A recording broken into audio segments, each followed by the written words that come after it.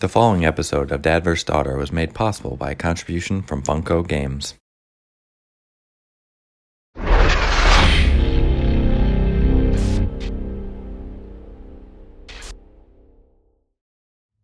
Hello and welcome to another episode of Dad vs. Daughter. I'm Tim the Dad, and today I'm going to be showing you the Rocketeer from Funko Games and Prospero Hall. Now, this is a two-player only game where you are going to be either playing as the heroes or the villains, and you're going to be trying to get the plans to the jetpack. So let's get it to the table. I'm going to show you how it's played. I'm going to show you the components. Then I'm going to tell you what I think.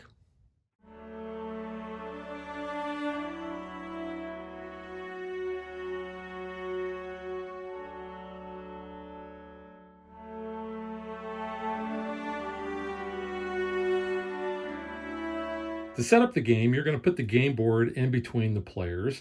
One player is going to be the heroes, which is Cliff Secord, the Rocketeer, PvP Body, and Jenny Blake.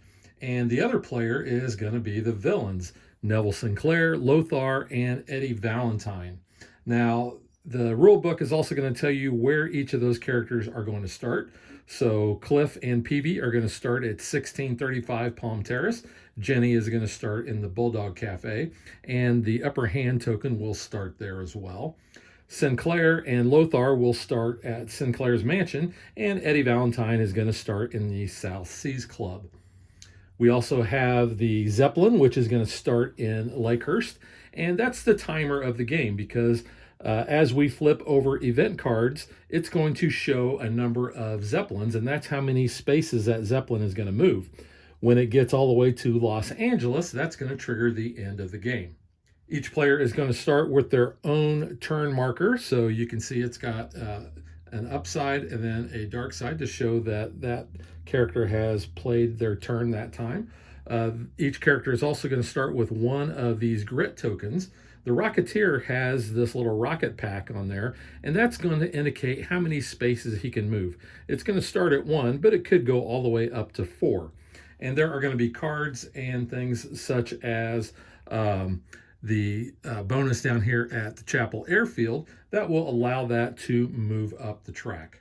The way you're going to score points in the game is by collecting these finale cards. So this deck is going to get shuffled up, and there's going to be certain times that you're going to be able to draw these. We also have a token that's going to go out on the board that looks like this, and if you control one of the areas at the end of the round, then you're going to be able to get a finale card. But if we turn these over, you can see that these are going to be worth points. They're anywhere from 0 to 3, and sometimes they have conditions. Like this one says, you get plus 2 points if you have the upper hand token. There's just 3 points, 2 points, plus 2 points if you control Chapel Airfield, and so forth. And some are, like I said, are 0, but they may give you additional points. It says plus 1 point for every 2 clout tokens. Clout tokens are important because that's how you're going to pay to do actions on cards. You can see we have a bunch of those. So those are going to be shuffled up, and they're going to be placed next to the board, as well as those event cards. So there are 10 event cards. At the beginning of each turn, you're going to flip one of these over, and the first thing you're going to do is you're going to look at the top and see how many Zeppelins there are. So you can see this one has 1, most of them have 1, there's one that has 2, there's one that doesn't have any. And then what you're going to do is you're going to read what the event does. So in this case, the clown show becomes frown show. Each player places a character at Chapel Airfield. If they are knocked out, stand them up. Last part of setup is the heroes are going to have 3 of these plans cards. Now, 2 of them are decoys, and they have the X's there. And then the other one does not have the X, and you can see the art is slightly different. So what they're going to do is they are going to basically assign these to each one of the heroes, but they don't want the villains to know who has the cards. So let's go ahead and we're going to give the actual blueprints to Peavy, and we're going to put the other decoys there. Each player has their own deck of cards. There's 36 cards there. They're going to shuffle these up, and then they're going to draw a hand of 7 cards. Now the cards have a number of different symbols on them. The symbol up here is going to show which character can actually use that ability. Sometimes only one character can use this card, but you can see other times all three can use it, or maybe just two. Now, this is going to show the things that you can do on the card without paying for it. So this allows you to move that character one space on the board, and then this is going to allow them to get a grit token. Now, the important thing to remember about grit tokens is that each player is going to start with one of them on their board, but with the exception of Lothar, who can have three, all the other characters can only have two. So if you are full up and have two grit tokens on your board, and you were to draw another grit token, then you cannot actually take that grit token. Now, most cards have a cost over here. This one actually does not. So the ability on this card says you're going to get 2 clout tokens and a grit token. But if you look at some of these others, they have a cost of clout. So you have to be able to get some clout, pay that clout in order to activate this part of the card. You don't have to pay clout in order to do this. And you'll notice that this side even gives you clout. And it's a one or the other. You either get this or you do this. So you can see that costs 1, that one costs 2. Most of them have a cost, some of them are free. And the villain player will do the same. So the first thing you'll do is you will flip over that event card, and you can see that we would move the Zeppelin one space. So it's going to move from Lakehurst to Washington, D.C. And then it says each character at 1635 Terrace is placed at the Bulldog Cafe. Soldiers are not affected. The villains can have soldiers, which would take the place of Eddie Valentine, and I'll talk about that in a minute. But what we end up doing here is, since we have Cliff and Peavy at 1635 Palm Terrace, we are going to go ahead and move them to the Bulldog Cafe, which just happens to be where Jenny is at. So now all the hero characters are in the same space. The last thing we're going to do is we're going to look down here, and you'll see that star icon. That's when we're going to take this finale marker, and we're going to put that on that location. So we're actually going to put that on the 1635 Palm Terrace. So what that means is whoever controls this at the end of the round is going to be able to get a finale card. So whoever has the plans is actually going to act first, and you're going to decide which player you want to activate. So let's say that after looking at what I have here, I know that I need to get some clout. So I'm going to play Call in the Feds and use Jenny. So I'm going to go ahead and I'm going to flip her token to show that I have activated her. I'm going to do this part of the card, which is to move one space. So I will move her down to the Chapel Airfield. She's going to get a clout token, and we're going to have those in a stack next to the board. I'll just put those up there. So these are shared among all the players, so just put that on the side there. And then because she went to Chapel Airfield, that is also going to grant one of those clout tokens. So the heroes now have 2 clout tokens. And then this card is simply discarded. Now the player can also then look and see, since Jenny is the one we activated, here are 3 other cards that Jenny can actually do. So let's say Jenny decides to play this Keep It Hidden, but she's going to do this part here. So she's going to move back one space and go back to Bulldog Cafe, which is where she is going to be able to pick up another grit token. She can hold 2, so that just goes right on her board. Again, we're ignoring this part.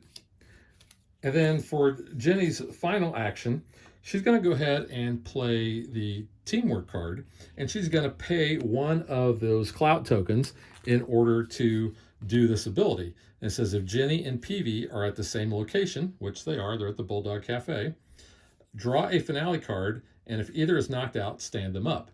Now, we haven't talked about the tussling, and that's where players get knocked out. So she's going to be able to draw a finale card for the hero side. So she's going to draw a card, and then she's going to keep this hidden. And it says it's +2 points if you control Sinclair Mansion. So just going to put that face down over on their side. So now Jenny's turn is done, and it is the villain's turn. So the villains are going to look at their hand of cards, and they're basically going to do the same thing. And you're going to basically go back and forth. So the hero goes, then the villain, then the hero, then the villain, then the hero and the villain. So all of the 6 characters are going to take their turn. So let's say at the end of the round, the board looks like this with the characters in these locations. What you're going to do is you're going to find out who actually has control. So you can see that Eddie Valentine has control of the observatory. So you can see it has this blue eyeball looking icon, and on the back of our reference card, it tells us what that has. It says, if you have the plans, you get to hide them. If you don't have the plans, flip a plan card face up. So this is a way that the villains can try to figure out which character has the plans. So Eddie says, oh, I think the Rocketeer has it. So because he has that control, he's going to flip it over and he's going to find out, nope, it is a decoy. So he did not successfully guess who had that. No one is in the South Seas Club, so nobody gets the control bonus there, which is 3 clout. Now we go to Sinclair Mansion, and we look to see who has the majority. Well, the villains have the majority because they have 2 to 1. Now, you'll notice that both Sinclair Mansion and Chapel Airfield have kind of a split thing. So basically what this means is one side could get this and one side would get that. Now, when we look at this, if the heroes had control of this, they would get 1 clout, and then because they have the plans, they would get an additional clout. But they don't have control. The villains do, so the villains are going to be able to get a soldier token, and since they don't have the plans, they don't get a second one. Now, the soldier tokens look like this, and those are going to go on Sinclair's board right there. And I'm going to talk about how those come into play in just a little bit. Moving down here, we go to the Palm Terrace, and nobody has control there, so nobody is going to be drawing a finale card or getting a grit token. The Bulldog Cafe, Jenny, the hero, actually has the majority here, so she's going to be able to take this upper hand token. And what this is going to allow them to do is, at the end of every turn, instead of just drawing back to a hand of 7, they're going to actually be able to draw 1 extra card. Now we go down to Chapel Airfield, and Peavy has control of that. So what Peavy is going to allow us to do is move Cliff's rocket token up. And because we have the plans, we get to do that twice. So we move it 2 spaces up on the board. Now Cliff can actually move 2 spaces as 1 movement. You'll notice on your reference card, it's going to walk you through how you're going to be doing things. So you reveal the current events, move the Zeppelin if there is a Zeppelin on the card. You're going to do whatever that event is, and then you're going to place that finale token. Then, as I showed you earlier, you're going to take character turns, and you're going to be going back and forth. And then you're going to gain rewards based on who has the majority. And then the player that has the plans actually gets to draw a finale card. And then the last thing you're going to do is you're going to flip the turn tokens back. You're going to discard cards from your hand, which is optional. And then you're going to draw back up to 7 cards. The last thing we'll do is we will reset all of the turn tokens on each of the characters, and we will flip a new event card. So the Zeppelin is not going to move, and it says star spotted at the observatory. All characters who are knocked out stand up. So at this point, nobody is knocked out. We are going to put that finale token on the observatory. So we just move it from here to here. The way tussling works is you have to have a character with another character at a location. And then let's say this is Eddie Valentine's turn. Eddie has this card here that's called Sucker Punch. So he would have to pay 1 clout.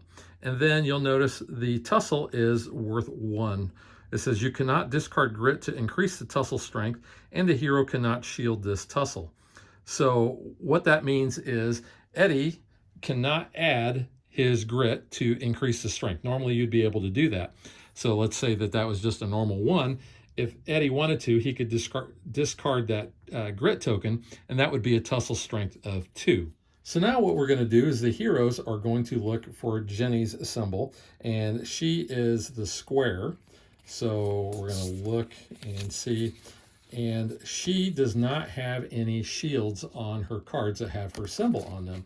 We look at some of these other ones. Cliff and Peavy have a shield on this card, and Peavy has a shield on that. So if they were fighting Peavy, Peavy could use those shields in order to block that tussle. But Jenny has no shields. Now, normally she would be able to discard grit tokens in order to combat that. And Eddie's card here said that Eddie cannot discard grit to increase the tussle strength, and the hero cannot shield this tussle. So the way it turned out, Jenny didn't have any shield cards, so she couldn't do that. But what she could do is she could pay the grit in order to combat that. But let's say that Jenny didn't have any grit, and so it was a tussle of 1 that Eddie Valentine did towards her. Since he wins the tussle, Jenny would actually be knocked out. So you just lay her on her side like that. Then you would flip the plans, and in this case, Jenny had the plans. So now the villains have control of the plans. They're going to get all 3 of these cards. They are going to then hide them, and they're going to place them one under each of the villain characters. Now that they have control, as long as they have the plans at the end of the round, they're going to be able to draw a finale card. The way the Secret Army works is there are actually 4 copies of this card in the villain deck. So you can see that 3 out of the 4 cards, Neville Sinclair can play these, and these 2 Lothar can play. But what's going to happen is they would play this card, and then they would take one of those Secret Army tokens and place that on Neville's board. Then what they can do is they can pay 3 clout in order to ambush. Now, what that means is when they ambush, then Eddie Valentine is actually going to come off of the board. You're going to flip his card over to the Secret Army side. So you can see on the Secret Army side of the Valentine card, it gives the rules basically for how you can play as the Secret Army. It says only 1 soldier may be at a location. Soldiers may only take the action on the left side of the card of the character symbol. Soldiers cannot use the abilities. Only 1 soldier can take an action on each card. They can't be split. Soldiers cannot gain or discard grit. If a soldier cannot shield a tussle, they retreat to Sinclair's board. They're not knocked out. So basically, they're just removed off of the board. And then soldiers cannot have the rocket blueprint. So if the villains have the blueprints or the plans, they would just put the decoy face up in front of the army. So let's say that Sinclair did that. He would take all of the Secret Army tokens that's on his board. In this case, we have 3. And then he can choose which locations to put them in. Only 1 soldier can be in a location at a time. So let's just say he decides to put 1 here on the observatory, 1 at the South Seas Club, and 1 at the Chapel Airfield. Now, those are going to come into play when you're also looking at majority. So you can see they would have majority in the observatory and the South Seas Club, but they would tie for majority down at the Chapel Airfield. Like I had read, the soldiers can tussle and be tussled with. So if they ever lose a tussle, then they just simply go off the board and they go back onto Sinclair's board.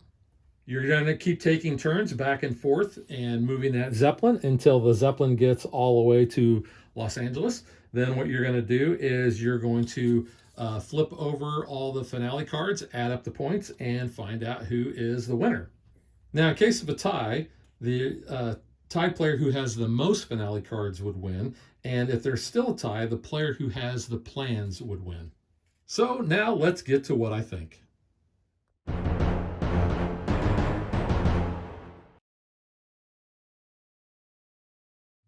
I want to start by saying that the Rocketeer movie, I really, really enjoy. I remember when that came out in 1991. I think I went and saw it in the theater actually twice. I liked it that much. And back in the day, if you ever went to Disney World and went to what was then the MGM Studios, which is now Disney Hollywood Studios, they actually had the exterior of the Bulldog Cafe on their backlot tour. So you could see that. So that was always kind of interesting. Component-wise, the components are nice. The cards don't have a linen finish, but they're serviceable. They're nice and big. The icons are real easy to read. The art on the cards, I think, is really cool. I also like the art on the boards, as well as I like the way the current events look like, the old time newspapers. That's really cool. The tokens themselves are decent cardboard, nothing major there. I do like the fact that you have a reference card that walks you through everything here. Easy to read, and it has all the icons on the back so you can see what each of those mean. And the player boards themselves, I mean, they are nice and thick. And on the back side, you can see a little bit different art. Let's see what cliffs look like, yeah. The figure sculpts, they're okay. I know this isn't probably going to pick up too much to try to see the definition, and there's not really a lot. It doesn't really need to be. You know that that's the Rocketeer. You can tell the difference, I think, easily enough between all of the different characters. My Neville Sinclair liked to lean. He's like a ski jumper. So I have to try to put him in some hot water to straighten him out, but he has a tendency to lean there. The Lothar one is actually really cool. I always thought that the character in the movie was very menacing, and I think the little mini captures that, especially with him holding his wrench. The Zeppelin is pretty cool. It's on this little stand. And even the Zeppelin board, I think, looks pretty cool. I do like the backside of the game board too, seeing the Rocketeer's helmet, and then the classic line, "Prepare yourself for a shock. I'm the Rocketeer." The Rock who? And then I do think the art on the box is really, really good. In fact, I think that's my favorite art out of the whole game. So gameplay is okay at best, in my opinion. The theme, unless you're really into Rocketeer, I don't think this is really going to mean anything to you. You're just moving between locations. You're getting tokens or getting grit, and trying to basically do area control, which area control is not one of the big things in games that I really enjoy. But it's okay. It's not a bad game, so don't get me wrong. It's just I would like the game to be a little bit more exciting. I know having the plans is kind of a big thing because that's how you get a finale card, and that's how you're scoring your points. And there are ways, you're going to try to figure out who has that, or if you have the control of the observatory, you're going to be able to, make that person flip over those cards to try to find out who has them. And then you got to go tussle them, and then get the plans on your side and so forth. To me, the gameplay just didn't seem that exciting to me. It's fine. I would say this is probably geared more towards the casual gamers. And I guess if you're looking for a casual game, it's not bad. But like I said, for me, it just wasn't that exciting. Now, if you are a fan of the Rocketeer movie and you like these kind of games, then by all means, I would highly recommend it. Just because I don't know if there's any other board games or card games out there that are around the Rocketeer IP. So, I guess if you have somebody who's a hardcore Rocketeer fan, this would also make a good gift because it would be, something that they probably have not seen. But like I said, as far as the gameplay, for me, it just isn't all that exciting for me. So while it was okay, and I did enjoy my gameplay of it, I just don't see it really hitting the table anymore. So that is the Rocketeer Fate of the Future from Funko Games, and we will catch you guys next time. Thanks for watching our video. We hope you enjoyed it, and if you did, click that like and subscribe button. You can also follow us on social media like Facebook and Twitter at DadVDaughter. And if you like what we do and you want to support us, you can visit our Patreon page. So thanks for watching. Thanks.